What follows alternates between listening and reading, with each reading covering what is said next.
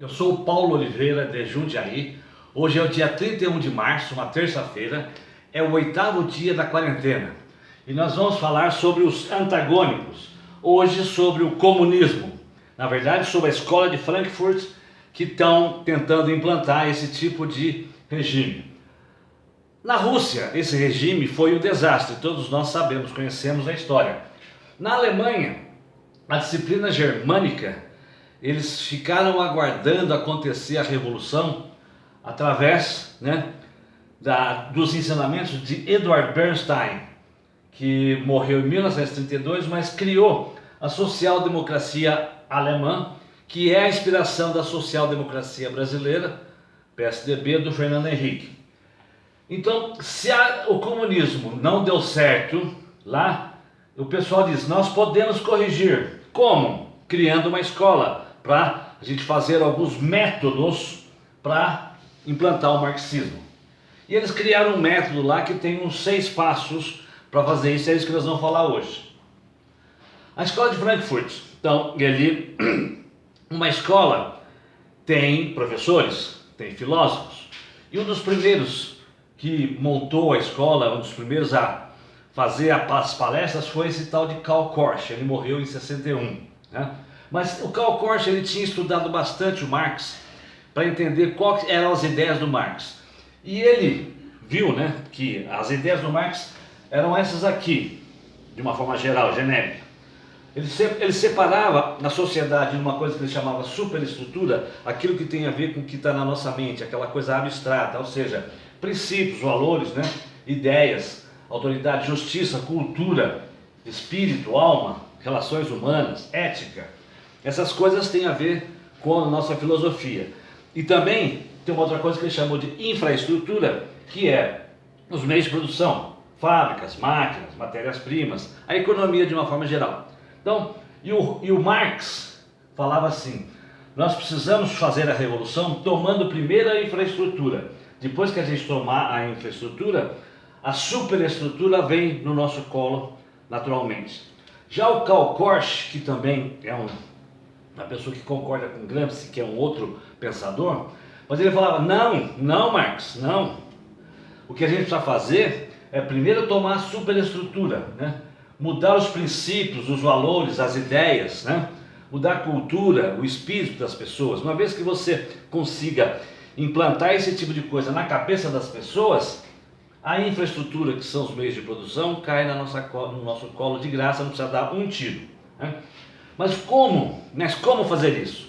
Então, o Karl Korsch bolou, junto com outros lá, 6 passos para atingir a utopia comunista. Então, o 6º passo seria atingir a utopia comunista, o 6º passo. Então, vamos olhar de trás para frente quais seriam os 5 primeiros passos, para você chegar aqui na utopia comunista. O 5º passo que ele faça teria que desmantelar o Estado, porque é o Estado que suporta tudo isso. Na verdade, o Estado, ele tem as suas resistências e a gente não vai conseguir implantar a utopia comunista com o Estado do jeito que está. Então, só para a gente entender qual é a ideia dele, qual a origem do Estado? Tem a visão romântica, é proteger o indivíduo, a sua vida, a sua liberdade. Quando, lá nos primórdios da humanidade, quando se pensou em defender a aldeia de outros que estavam vindo invadir a aldeia, criou-se o exército. E precisava também proteger as pessoas lá dentro, porque tinha os ladrãozinhos roubando as coisas lá. Então criou-se a polícia. E aí começou a dar conflito entre eu roubei, não roubou, roubou, não roubou, criou-se a justiça. Então, o Estado básico é para isso, um exército, uma polícia e uma justiça. Essa é a função básica do Estado. A gente sabe que ele foi muito além disso, mas vamos ficar nisso por enquanto. E agora uma visão racional do Estado. É um grupo armados de pessoas que dominam um território. Eles vão lá, fazem uma demarcação, esse território é nosso, quem está aqui dentro, as milícias, quem está aqui dentro é nosso, a gente vai explorar todas as atividades econômicas aqui dentro e o pessoal vai ter que pagar imposto para nós. Isso aí seria o Estado. Então, o Estado tem estruturas invisíveis que o sustentam. Quais são? Para você destruir o Estado, como? Você tem que destruir a cultura das pessoas, a pessoa que acredita naquele Estado, que aquele Estado, aquela polícia, aquele exército realmente vai nos proteger. Como? Reescrevendo a história. Você tem que contar de novo uma história diferente daquela que a gente conhece. Criticando as entidades, tipo a escola, a igreja, a família. Como que vai fazer isso, pessoal? Nós temos que destruir alguma coisa que chama a autoridade, ou o autoritarismo, que é a violência, né, que sustenta o Estado burguês. O que é autoridade? De onde vem o autoritarismo? Ele diz, né, vem da família monogâmica. Então esse seria o segundo passo. O segundo passo seria você atacar a família, porque a noção de continuidade histórica, deixar herança para os filhos, não pode existir. No Estado comunista, tudo pertence ao Estado. Então, não tem essa de uma pessoa, né, um pai deixar, ou uma mãe, deixar herança para os filhos. Isso não tem cabimento. Então, precisa acabar com esse negócio de casamento. Né? Como, então, desarticulando a família? Mas como? Atacando na educação. Ah, chegou na teoria da conspiração, né, no fake news, na lei do... Não, não é não. Eu vou mostrar 2 livros para vocês onde está toda essa filosofia e o que eles estão propondo é exatamente isso que a gente está falando, tá? Então, aonde vai atacar? Na educação, doutrinação na educação. Eliminar a doutrina que valoriza o ser humano, é o liberalismo, a liberdade. Eles têm que eliminar essa doutrina como a figura central da civilização ocidental. É isso que eles têm que atacar, né? Então, eles falaram, ou se ataca o autoritarismo, ou a revolução utópica jamais se realizará. Então, tudo isso aqui está escrito num livro enorme, chamado Autoridade e Família, do Marx Horkheimer. Ele escreveu lá em 1976 e está aí reverberando até hoje, né? Se você quiser, compra lá na Livraria Cultura, onde você quiser. Mas o que o livro fala? Vamos dar só algumas colocações rápidas aqui para vocês terem uma ideia. Ele fala assim, ó, que a ternura, a sexualidade, a amizade, a fidelidade são antinaturais. Por que eles acham? São inventadas pela sociedade burguesa para condicionar seus filhos a serem disciplinados, cumpridores dos deveres, esforçados e trabalhadores. Eu não sei, esse pessoal é meio louco, né? Que país que pode evoluir se não tiver gente desse jeito? Que trabalha, que produz, que cria riqueza. Eles não estão preocupados em criar riqueza, estão preocupados em detonar o mundo. Então, eles fazem esse tipo de coisa, né? A divisão de trabalho entre homem e mulher cria o autoritarismo. A hegemonia econômica do pai oprime os filhos e a mulher. Então, o homem, ele oprime a mulher e o filho com a sua autoridade, porque ele traz o dinheiro, ele traz as mercadorias para dentro da casa. Mas ele já sabe que não é assim. Tem muitas famílias hoje em dia que quem toca é a mulher, né? Ou o cara morreu, ou o cara foi embora, o cara é um bunda mole, o cara não sabe trabalhar e a mulher é muito mais competente e é a mulher que toca a família. Então, esse negócio que eles falam realmente é uma balela, mas eles acham que é verdade, né? Mas de onde saiu tudo isso? Saiu desse livro. A Origem da Família, da Propriedade Privada e do Estado. É do Karl Marx e do Friedrich Engels. Está aqui o livro, vocês podem comprar em qualquer lugar aí. Tem até o PDF rodando, né, na internet, se você quiser, baixa lá e vai ver. Somente fazer algumas considerações rápidas, né? Por que ele acha que é a família que deve ser destruída para começar todo aquele caminho para chegar até o 6º passo, né? Bom, o homem primitivo na pré-história havia promiscuidade sexual, é o que eles acham, né? Eles não estavam lá para ver isso, mas eles acham que é. Então, havia dúvidas quanto à paternidade das crianças. Não havia propriedade privada. No começo, então, eles acham que era uma sociedade comunista. Então, eles acham que, para voltar nessa sociedade aqui, é necessário que a gente tenha essas condições da pré-história. Ou seja, tem que haver promiscuidade sexual, a gente não pode saber quem é o pai da criança para não querer deixar herança para a criança. Então, eles começaram a fazer algumas considerações, vou fazer rápido. Lá então, naquela época, tinha o tal do casamento comunal ou casamento comunista. Todo mundo com todo mundo, a maior farra. Depois a coisa evoluiu um pouquinho e criou-se, na verdade, teve em alguns lugares no mundo, a poliandria, ou seja, uma mulher com muitos homens, na Índia, no Tibete.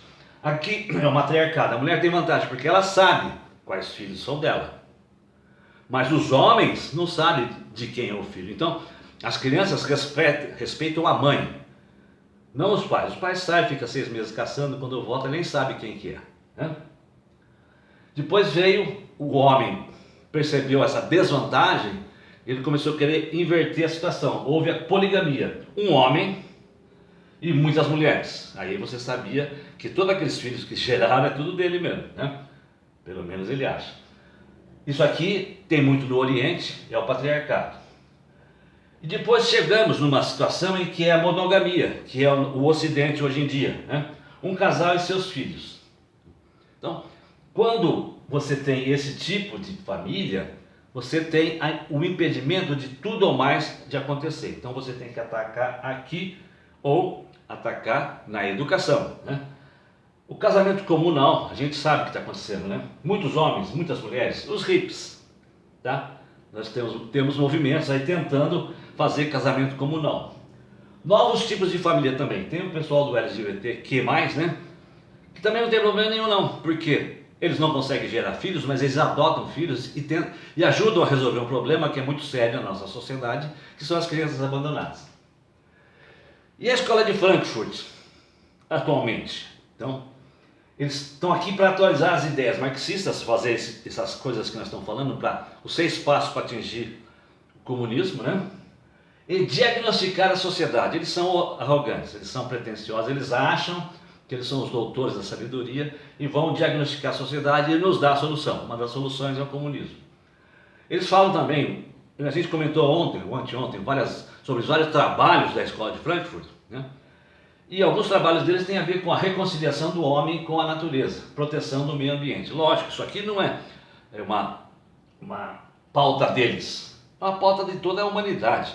Mas é por isso que às vezes a gente começa a ouvir aí que controle do meio ambiente é coisa de comunista. Não é coisa de socialista, não é da esquerda isso. Isso é de toda a humanidade. É que eles gostam de falar isso. Ah, e no Brasil, a gente falou lá atrás, né? E no Brasil? No Brasil, pessoal, o marxismo é igual em qualquer lugar do mundo. Na Rússia, na Grécia, na Alemanha, na França, no Brasil, na Argentina. Aqui no Brasil, eles inventaram uma tal de uma nova criminologia, né? Ladrão é boa gente, pessoal.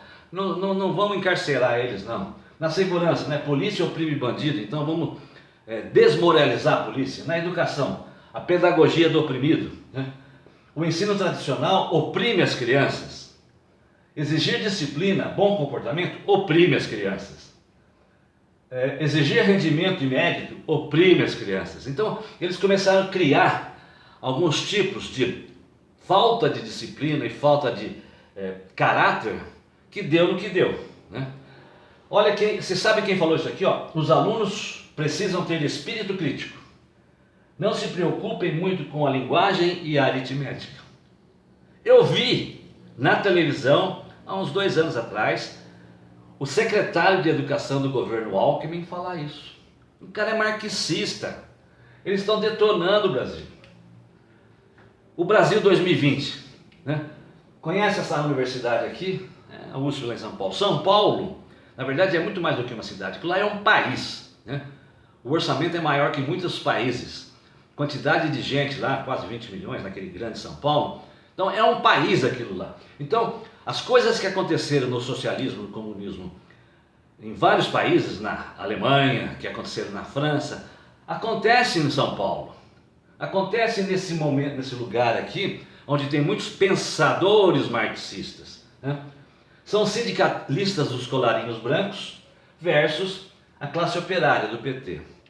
O que acontece? O pessoal marxista achava, né, que ia ser uma única classe. Todo mundo é proletário, não tem ninguém, é todo mundo igual, não tem nenhuma classe. Mas naquele movimento do Revolução Industrial surgiu uma outra classe, né, uma outra conjunto de pessoas que são os profissionais liberais, né, que são os comerciantes, que são os operários de altíssima formação, né, de altíssima especialização. Então eles começam a ter um rendimento muito grande. Então eles criam esse tipo de separação.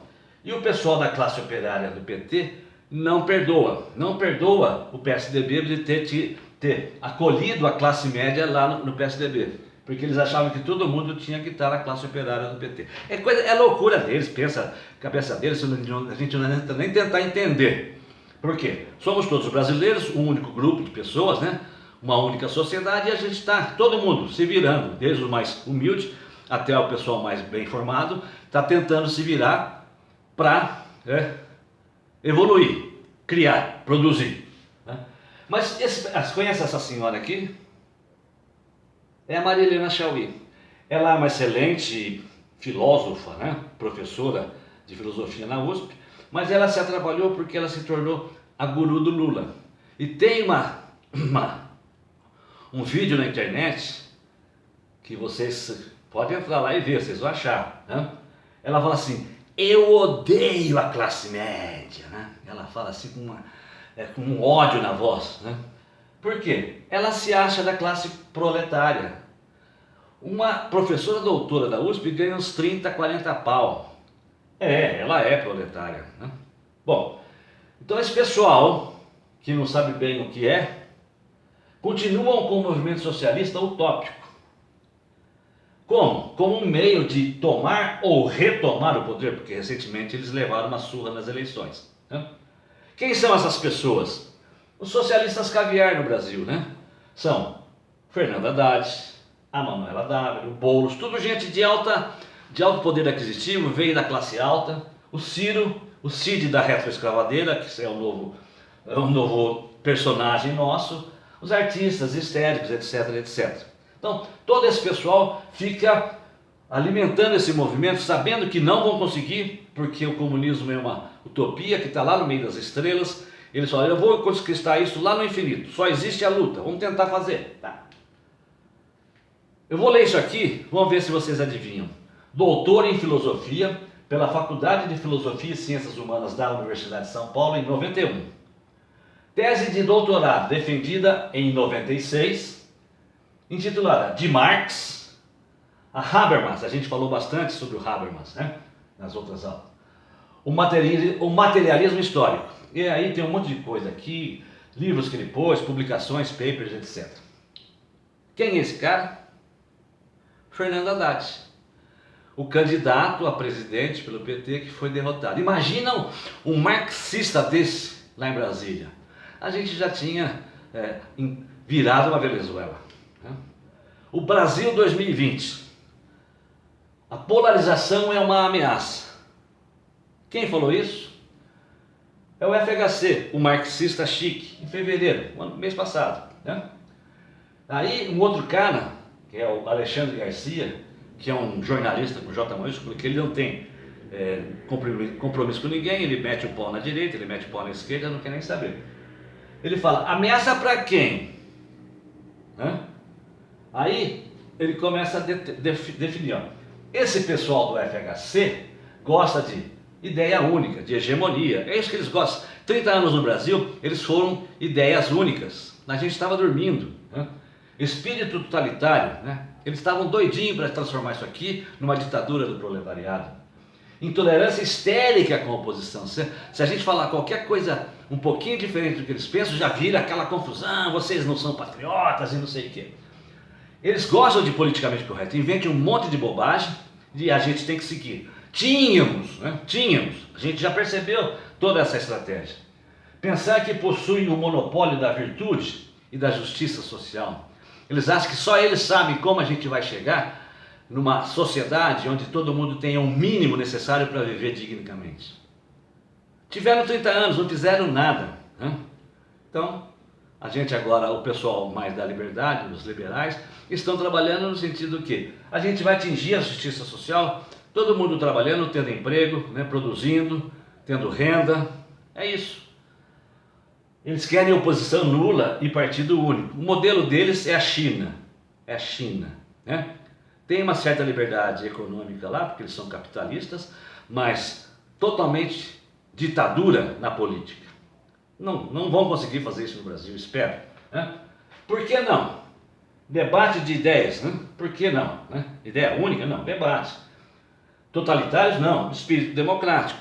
A democracia é a instituição que nos permite, a nós, governados,